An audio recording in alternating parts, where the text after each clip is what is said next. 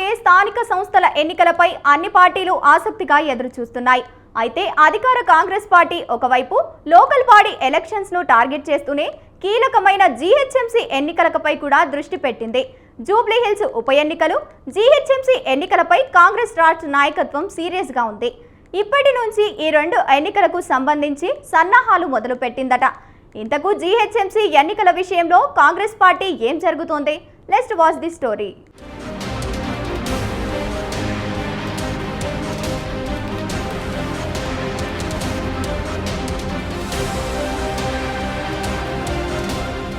జీహెచ్ఎంసీపై కాంగ్రెస్ జెండా ఎగురవేయాలని టార్గెట్ పెట్టుకుందా? ఇప్పటికే బల్దియా ఎన్నికలపై అధికార కాంగ్రెస్ ఫోకస్ పెట్టిందా అంటే అవుననే సమాధానమే వస్తుంది. గ్రేటర్ హైదరాబాద్ మున్సిపల్ కార్పొరేషన్ ఎన్నికల్లో గెలిచి అధికార కాంగ్రెస్ కు సిటీలో తిరిగి పూర్వ వైభవం తీసుకుని రావాలని సీఎం రేవంత్ రెడ్డి పట్టుదలతో ఉన్నారు. గత దశాబ్దానికి పైగా బల్దియాలో అధికారానికి దూరమైన కాంగ్రెస్ ను తిరిగి గెలిపించాలని పార్టీ రాష్ట్ర నాయకత్వం భావిస్తుంది. ఒకవైపు స్థానిక సంస్థల ఎన్నికలకు సిద్ధపడుతూనే జీహెచ్ఎంసీ ఎన్నికలపై కూడా కాంగ్రెస్ పార్టీ ఫోకస్ పెట్టింది.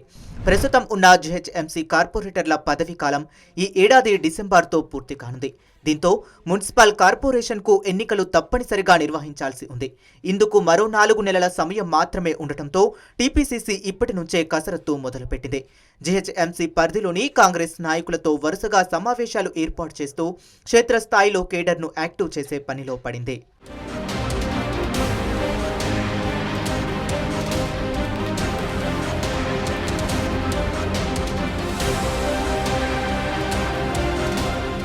ఉమ్మడి ఆంధ్రప్రదేశ్ ఉన్నప్పుడు హైదరాబాద్లో కాంగ్రెస్ పార్టీ బలంగా ఉండేది.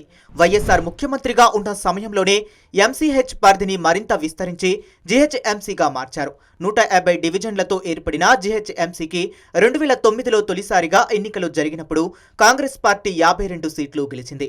అప్పటి సీఎం కొణిజేటి రోషయ్య ఎంఐఎంతో మంతనాలు జరిపి బల్దియాలోని అధికారాన్ని చేజిక్కించుకున్నారు. ప్రత్యేక రాష్ట్రం ఏర్పడిన తరువాత 2016లో జరిగిన ఎన్నికల్లో కాంగ్రెస్ పార్టీ కేవలం 2 డివిజన్లు మాత్రమే గెలిచింది. ఇక అధికార బీఆర్ఎస్ 99 సీట్లతో బల్దియాపై గులాబీ జెండాను ఎగరవేసింది. 2020 ఎన్నికల్లో కూడా కాంగ్రెస్ పరిస్థితి ఏమాత్రం మారలేదు. మరోసారి కాంగ్రెస్ 2 డివిజన్లకే పరిమితమయ్యింది. ఏఎస్ రావు నగర్, ఉప్పల్ డివిజన్లలో మాత్రమే కాంగ్రెస్ కార్పొరేటర్లు గెలిచారు. అయితే 2023 అసెంబ్లీ ఎన్నికల తరువాత రాష్ట్రంలో కాంగ్రెస్ ప్రభుత్వం ఏర్పడటంతో ఇతర పార్టీలకు చెందిన కార్పొరేటర్లు పార్టీలో చేరారు. వలస వచ్చిన కార్పొరేటర్లతో కలిసి ప్రస్తుతం కాంగ్రెస్ పార్టీలో 23 మంది కార్పొరేటర్లు ఉన్నారు.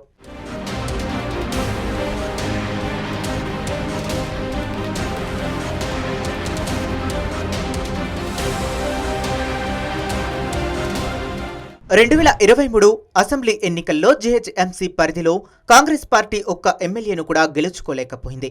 ఉప ఎన్నికల్లో సికింద్రాబాద్ కంటోన్మెంట్ నుండి కాంగ్రెస్ అభ్యర్థి గెలిచాడు. కానీ అది జీహెచ్ఎంసీ పరిధిలోకి రాదు. దీంతో హైదరాబాద్ నగరంపై మొదటి నుండి దృష్టి పెట్టిన కాంగ్రెస్ పార్టీ పలువురు బీఆర్ఎస్ ఎమ్మెల్యేలను చేర్చుకుంది. Khairatabad MLA Danam Nagender, Patancheru MLA Mahipal Reddy, Serilingampally MLA Arekapudi Gandhi, Rajendranagar MLA T Prakash గౌడ్లను కాంగ్రెస్ పార్టీలో చేరారు. ఇక రాబోయే జూబ్లీహిల్స్ ఉప ఎన్నికలో కూడా కాంగ్రెస్ అభ్యర్థిని గెలిపించుకుంటే జీహెచ్ఎంసీ ఎన్నికల్లో గట్టి పోటీ ఇవ్వొచ్చని కాంగ్రెస్ భావిస్తుంది. ఒకప్పుడు నగరంలో పీజేఆర్, ముఖేష్ గౌడ్, మర్రి శశిధర్ రెడ్డి, దానం నాగేందర్ వంటి బలమైన నాయకులు కాంగ్రెస్ కు ఉండేవారు. పీజేఆర్, ముఖేష్ గౌడ్ చనిపోగా శశిధర్ రెడ్డి బీజేపీలో చేరారు. దానం నాగేందర్ ప్రస్తుతం కాంగ్రెస్ లో చేరిన పార్టీ కార్యకలాపాలకు దూరంగానే ఉంటున్నారు. అందుకే కాంగ్రెస్ రాష్ట్ర నాయకత్వం ఇప్పటి నుంచే జీహెచ్ఎంసీ ఫోకస్ పెట్టింది.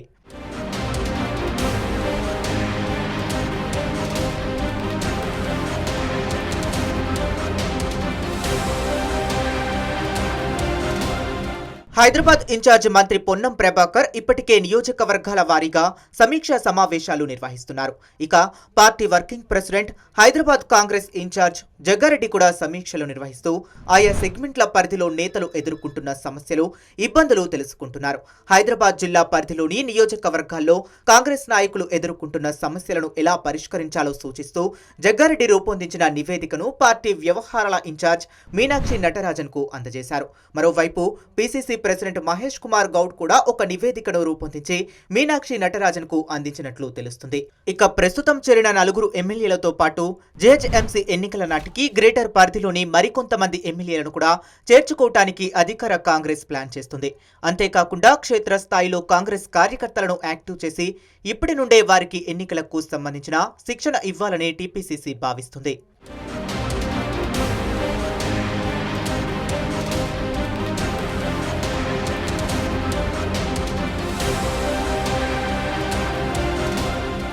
మరోవైపు జీహెచ్ఎంసీ ఎన్నికలు దృష్టిలో పెట్టుకుని గ్రేటర్ అభివృద్ధిపై సీఎం రేవంత్ రెడ్డి కూడా ఫోకస్ పెట్టారట.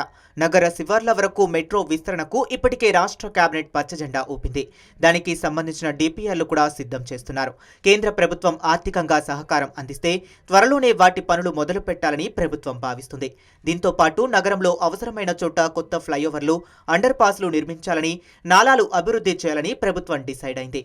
హైదరాబాద్ నగరం పక్కనే 4th సిటీని కూడా నిర్మిస్తామని సీఎం రేవంత్ ఇప్పటికే ప్రకటించారు. మూసి పునర్జీవన కార్యక్రమం తమకు తప్పకుండా ప్లస్ పాయింట్ అవుతుందని అనుకుంటున్నారు. హైడ్రా పేరుతో అక్రమ కట్టడాలను, చెరువుల అక్రమాలను అడ్డుకుంటున్నారు. మొదట్లో హైడ్రాపై వ్యతిరేకత వచ్చినా క్రమంగా దాని ఆవశ్యకతను నగర ప్రజలు గుర్తిస్తున్నారు. ఇది తప్పకుండా తమకు ప్లస్ అవుతుందని కాంగ్రెస్ భావిస్తుంది. మొత్తానికి జీహెచ్ఎంసీ ఎన్నికల సన్నాహాన్ని కాంగ్రెస్ ఆల్రెడీ ప్రారంభించింది. మరి తాము అనుకుంటున్నట్లు బల్దియాపై జెండా ఎగరవేస్తారో లేదో చూడాలి.